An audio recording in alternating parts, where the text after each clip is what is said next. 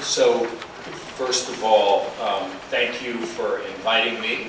I just arrived here in Japan today, and I'm delighted to see so many old friends and new friends as well. On behalf of the GAVI Alliance, the Health and Global Policy Institute, and the UNICEF Tokyo office that is organizing this symposium, it's my pleasure to welcome you all here today. And I'm particularly excited by the fact that we have such a diverse audience. We have members of civil society as well as members of the private sector. And this is important not only to the work we do, but more and more is a global difference in the way we work. Let me briefly introduce the GAVI Alliance. In a sense, it's a very simple idea. There are exciting new vaccines, tools, that can save children's lives. And we believe that it is as important, if not more important, that people who live in the poorest countries have access to these tools like our children do in Europe, the United States, and Asia. And so GAVI was formed with this idea of every child's life should be treated the same, and we should try to get these new tools to the people who need them. To do that, GAVI is a new type of model. It is an alliance. What that means is we work with other organizations, the World Bank, UNICEF, the World Health Organization, NGOs, pharmaceutical companies, private sector organizations, all together to try to bring these life-saving vaccines to the people who need them. And by doing that, we are a very efficient model. Our overhead rate is less than 4%, it's about 3.3%, because of taking advantage of what others are doing on the ground. And of course, in working with the countries themselves, who ultimately have to sustain the important work we're doing. We also engage the private sector in what we're doing, not only the vaccine companies, and we'll hear more about that, but also trying to get innovation that exists in the private sector and having that be made available to the problems that we are working on the ground. So we're working with companies such as telecommunications, soft drink companies, logistics companies, who can help bring some of their skills and tools to this very important mission that we have in front of us.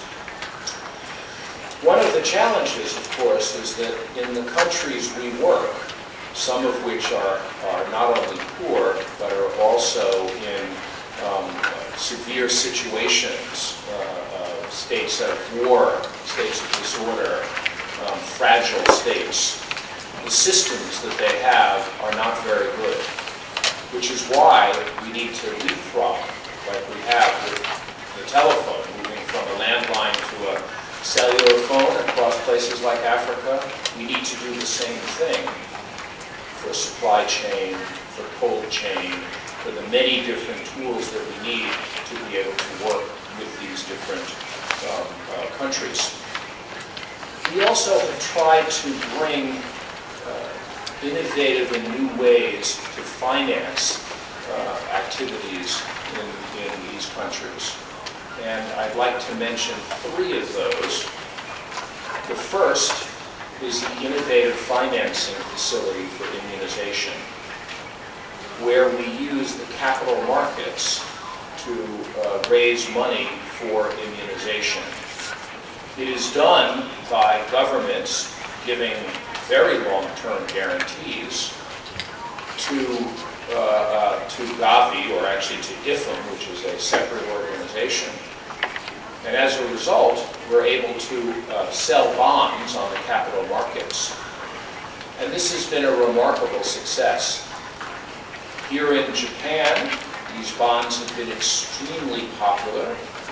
They've been able to raise 150 billion yen from over 30,000 investors.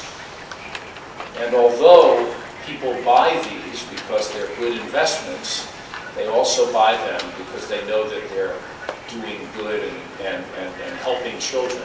Many of these investors have been women.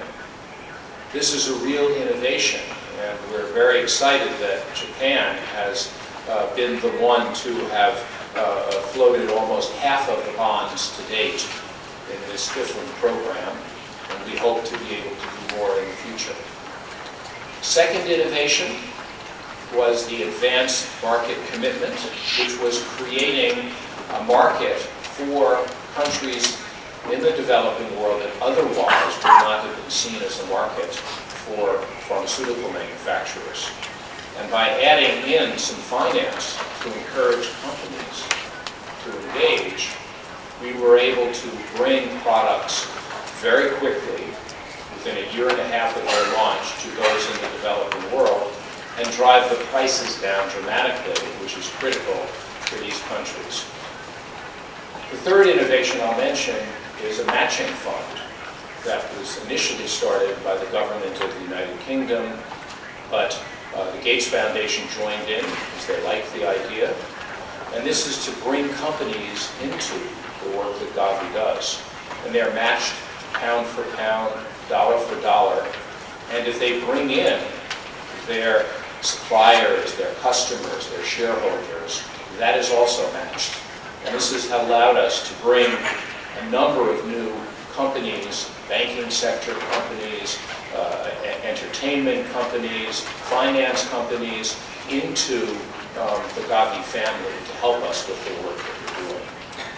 So I'm very excited to meet many of you and to hear how the private sector is engaging in global health here. And I look forward to discussion later on this point. But you might ask at the end, why should the private sector engage in a discussion of these issues and participation in these issues? And at the end, it is the right thing to do, which is always important, but it is also good business. Because at the end, healthy people mean healthy markets. Healthy people mean growth in these countries. And as we know, these are the places in the world where we're likely to see growth in the future.